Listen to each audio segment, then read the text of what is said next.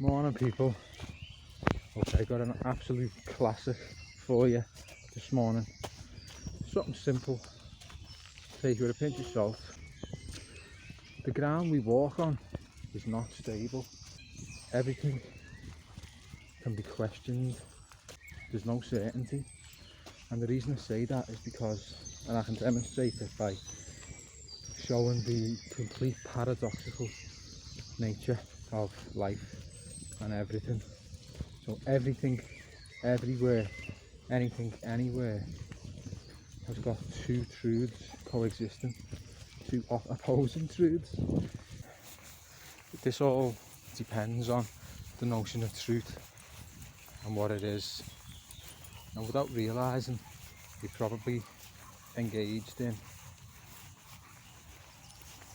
activities, lifestyle, which is all about seeking truth. And you've got this thing these days of truth seekers and all that, but everyone is engaged in that. Everyone is trying to do what they think, they feel is the right thing, and I don't mean morally, but just the best thing, the thing that works.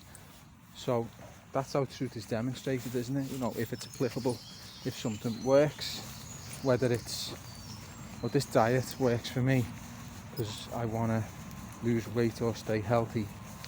It's true. You know, the activity is true if it works, if it gets them results. So that's what it's based on, what I'm trying to say. It's based on the fact that we knowingly or unknowingly are all engaged in knowing what the truth is. Okay, so that's the platform upon which I'm building this. So it comes as a shock then to realise that, as I say, nothing is true, or everything is true, all at the same time. Okay, how can I break that down a bit? So, let's say an idea, an important, truthful idea. Someone comes up with an idea. How can we determine whether it's true? As I said before, we can determine its truthfulness by its application. Does it work? Does it do what it says it's going to do? Okay, so I've got this idea for how to run a society. We're going to have this rule, these people doing it, and these principles. Is it true? Okay, let's have a look then. Does it work? Yeah, it does work. Or no, it doesn't. Okay. Any idea, anywhere, there's an element of truth in it because it can be demonstrated by its application, whether it achieves results. So there's truth in ideas, but there's also falsity. Things change based on context. So the truth of that idea can be totally untruthful at the same time. And what I'm referring to is truth is subjective, because the truthfulness of something is amended or changed based on who it is applying it or understanding it or experiencing it. So the truth therefore is subjective. Okay, so is there any ultimate truth? Okay, well, let's have a look at the main things that have tried to get ultimate truth. So you've basically got two main modes of that, of religion and science. So religious, spiritual exploits and scientific exploits. So look at religion. Okay, look at Buddhism. So you've got Buddha there, who during his lifetime, let's be honest, if you know any history about Buddha, if you've done any reading, he absolutely smashed it. He smashed it. And during his lifetime as well, while he was alive. And there was nothing forceful, there was nothing coercive, there was just a simple man. Well, that's debatable.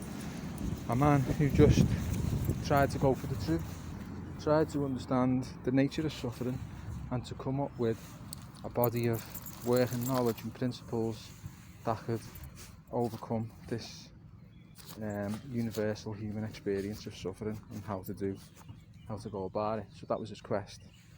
And by the way, let's just drop any religious, spiritual biases that you have with the connotations of me talking about some kind of religion or religious person or whatever, because I am talking about the means of arriving at truth.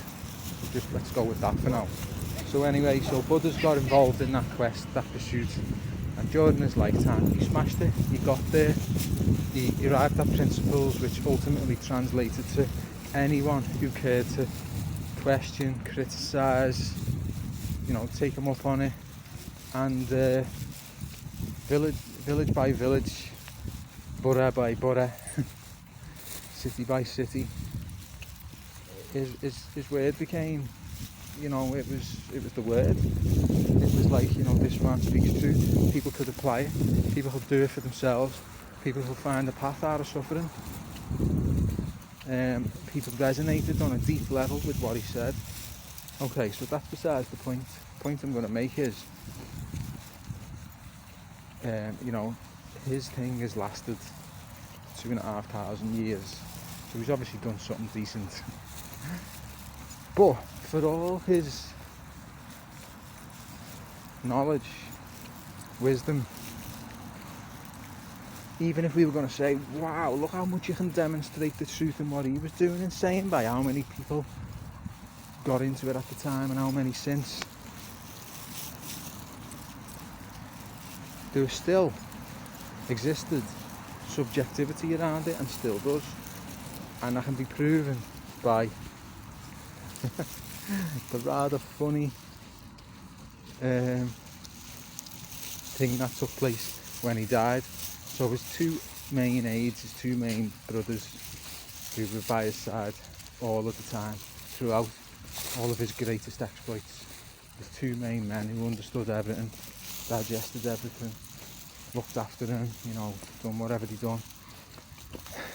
When he died, they couldn't agree on what it was that he said. Now these were the people who were the closest to him, understood his message more than anyone, heard every word out of his mouth, every utterance, devoted themselves to it, embodied it. And when he died, it was almost like two factions of Buddhism started there and then. They couldn't agree. So this is how things are subjective. No matter how truthful or demonstrably applicable an idea might be, there's subjectivity, bias, interpretation in all of it. Okay, so then you go, well, that's religion, that's spirituality. We have science now, science sorts all that out. Okay, let's look at some scientific ideas, shall we? In everything, there is a particle and a wave, two absolutely diametrically opposed bits of phenomena. A particle, which is the smallest possible thing that something, matter can be reduced to, exists in a definite bit of space and time. You can point to it, you can inspect it, identify it. It has existence, right? A particle of whatever it is.